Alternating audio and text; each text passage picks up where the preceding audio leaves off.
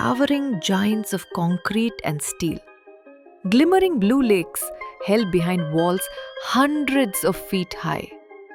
These are the symbols of progress.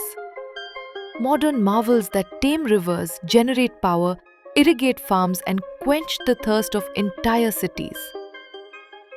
But what if I told you that beneath the calm waters of a reservoir lies the potential to shake the earth? What if a structure designed to serve mankind, to bring light, life, and growth, could also be quietly building up the conditions for a catastrophe? Could something as man-made as a dam truly have the power to trigger something as natural as an earthquake? This is not science fiction. This is a very real, very controversial topic in modern geoscience, a theory known as Reservoir-Induced Seismicity, or simply RAIS.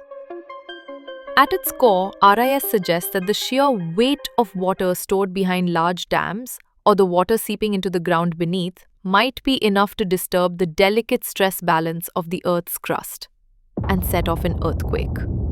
Sounds unbelievable? Maybe even a little terrifying? Well, this theory isn't just built on abstract calculations or environmental fears.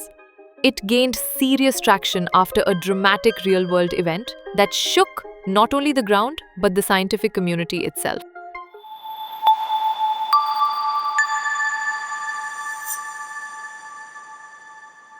Let's rewind to December 1967 in the heart of Maharashtra, India. The sleepy village of Koyna Nagar was jolted awake in the dead of night by a massive earthquake, magnitude 6.3. Entire buildings crumbled, roads split open. More than 180 people lost their lives and thousands were left injured. It was one of the most powerful earthquakes in peninsular India in recorded history. But what truly sparked debate wasn't just the devastation. It was what stood nearby, the Koyna Dam. Just months before the quake, the dam had been filled to capacity, and as rescue teams scrambled and aftershocks rolled in, a chilling question echoed through the scientific community. Did the dam cause the earthquake? Was it a freak coincidence? Or was there a deeper connection? This single event set off a scientific firestorm. It became the poster case for RAIS, and to this day, the Koyna earthquake remains the most cited example when arguing that dams can trigger seismic events. Proponents of the RAIS theory argue that dams can influence seismic activity in two key ways.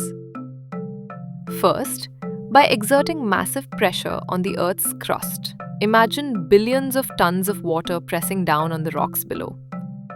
Second, by allowing water to seep deep underground, filling cracks and faults that may already be under stress. This added water could, in theory, lubricate fault lines, lowering the friction and triggering movement. A slip, a shake, a quake. At first glance, it sounds plausible, intuitive even. Water is heavy, rocks can be fragile, faults are unpredictable. But science isn't about what sounds right, it's about what is right. So before we panic or point fingers at every dam around the world, let's pause. Let's dig deeper. Is RAIS a real, proven phenomenon? Or is it a theory built more on coincidence and assumption than concrete evidence? In this episode, we're going to examine the Koyna case, dissect the claims of RAIS one by one, and take you on a journey through the hidden forces beneath our feet. So buckle up, because things are about to get rocky. Let's begin with the load theory. The Koyna Reservoir stores an estimated 2.8 billion tons of water. That sounds massive, and it is. But in geology, what matters isn't just the total weight, it's pressure per unit area. At the base of the dam, engineers calculated the added stress to be about 25 kilograms per square centimeter. Compare that to the strength of the underlying rock, basalt, one of the strongest rock types on Earth, which can handle up to 1500 kilograms per square centimeter. The pressure from the reservoir doesn't even scratch the surface of what the rock can endure. So no, The weight of the water can't cause the rocks to shift or crack. Next, let's explore the water seepage theory. This suggests that water from the reservoir percolates deep underground, weakening rocks or lubricating faults. The rocks in question, however, are part of the Deccan Traps, a formation largely composed of amygdaloidal basalts and volcanic breccias, both of which are virtually impervious. Only certain compact basalts have joints that allow water movement, but even those joints tend to close up within 20 to 30 meters from the surface. The Koyna earthquake's focus was nearly 8 kilometers deep. If water can't seep past even 100 meters, how could it possibly influence seismic activities so far down? Some critics even blamed a layer of clay-like rock known as red bowl for the quake, claiming it was softened by water. But modern studies have revealed that this red bowl is actually a surface-weathered form of red tachylite, which is solid and stable at depth.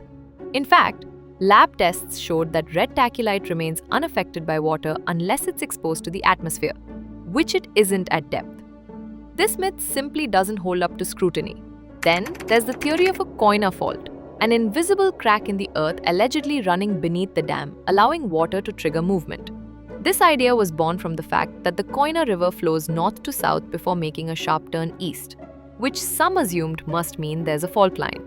But field studies and excavation during dam construction found no geological evidence of any fault. If such a fault existed, it would have been plainly visible during the dam's foundation excavation. But it wasn't. So the Koyna fault is quite literally a myth. Another theory tried to shift the focus from the weight of the water to how fast the reservoir fills, claiming that a rapid rise in water level, say 40 feet per week, might trigger seismic activity. Indeed, the Koyna reservoir rose quickly in the months preceding earthquakes in 1967, 1973, and 1980. But here's the catch. The earthquakes happened months after the rapid filling, with time lags of 5, 3, and 2 months. That's not a consistent pattern. Moreover, in other years with equally fast reservoir rises, no earthquakes occurred. And in years with earthquakes, the reservoir didn't rise rapidly. There's simply no correlation. Just coincidence.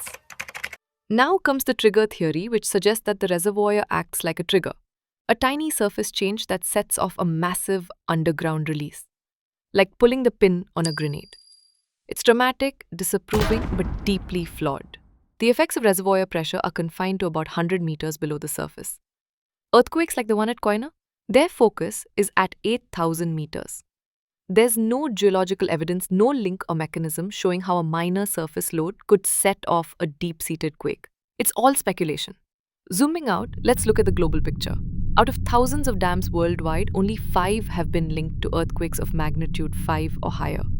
And even in those 5 cases, no solid geological evidence proves the dam caused the quake. Most of the so-called RAIS incidents involve micro-tremors, tiny harmless vibrations recorded only by sensitive instruments, not felt by people. At Mula Dam in Maharashtra, for example, these tiny tremors were only detected when a micro-earthquake recorder, MEQ, was installed. Locals had no idea anything was happening. If the MEQ had been installed after the dam's construction, people might have wrongly assumed the dam caused the tremors. This highlights the core flaw in RAIS claims. Just because an earthquake happens near a dam doesn't mean the dam caused it. To make that claim, scientists must show how geological conditions were altered by the dam and how those changes triggered a quake. This has never been proven for any dam. In fact, many RAIS arguments entirely ignore geology. Frustrated, they assume that water seeps deep underground without explaining how, despite geological evidence showing this is impossible in most rock types. They generalize from coincidences and offer no supporting data from the actual field. Let's put this in perspective. The tectonic forces that cause earthquakes are enormous. These are the forces that raise mountain ranges, shift continents, and compress thousands of feet of rock over millions of years. In contrast, a dam is a tiny, localized structure, geologically insignificant. Suggesting that a dam can unleash these titanic forces is like blaming a bicycle for causing a train crash. So what can we conclude? Yes, earthquakes have happened near some dams. No, there is no scientific or geological evidence proving that dams caused them. And yes, RAIS as a theory is built more on coincidence, speculation, and flawed assumptions than on solid science. The next time you hear someone say that dam caused an earthquake, ask them, where's the evidence? What geological mechanisms are at play? How do we know the tremors weren't already happening underground unnoticed? Until those questions are answered, the most accurate thing we can say is this: earthquakes have occurred near some dams, but that doesn't mean dams caused them. Thanks for joining us on this journey into the science and skepticism behind RAIS. If you found this informative, make sure to subscribe, share this video, and drop your thoughts in the comments below. Remember, in science, coincidence is not causation, and skepticism is a strength.